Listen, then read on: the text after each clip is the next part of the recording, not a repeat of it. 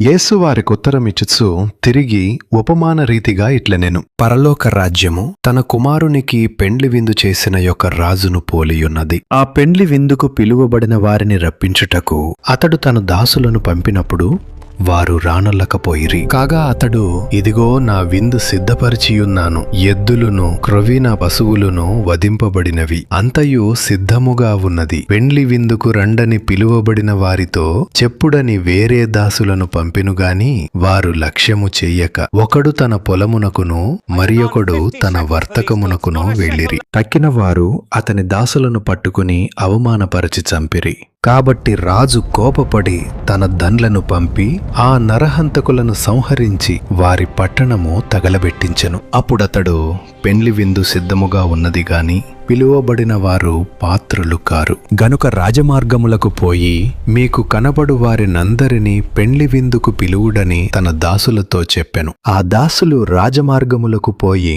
చెడ్డవారినేమి మంచివారినేమి తమకు కనబడిన వారినందరినీ పోగు చేసిరి గనుక విందుకు వచ్చిన వారితో ఆ పెండ్లిశాల నిండెను. రాజు కూర్చున్న వారిని చూడ లోపలికి వచ్చి అక్కడ పెండ్లి వస్త్రము ధరించుకొనని ఒకని చూచి, స్నేహితుడా, పెండ్లి వస్త్రము లేక ఇక్కడికేలాగు వచ్చితివని అడుగగా వాడు మౌనియ్యుండెను. అంతట రాజు, వీని కాళ్ళు చేతులు కట్టి వెలుపటి చీకటిలోనికి త్రోసివేయుడి, అక్కడ ఏడ్పును పండ్లు కొరుకుటయో ఉండునని పరిచారకులతో చెప్పెను. కాగా పిలువబడిన వారు అనేకులు, ఏర్పరచబడిన వారు కొందరే అని చెప్పెను.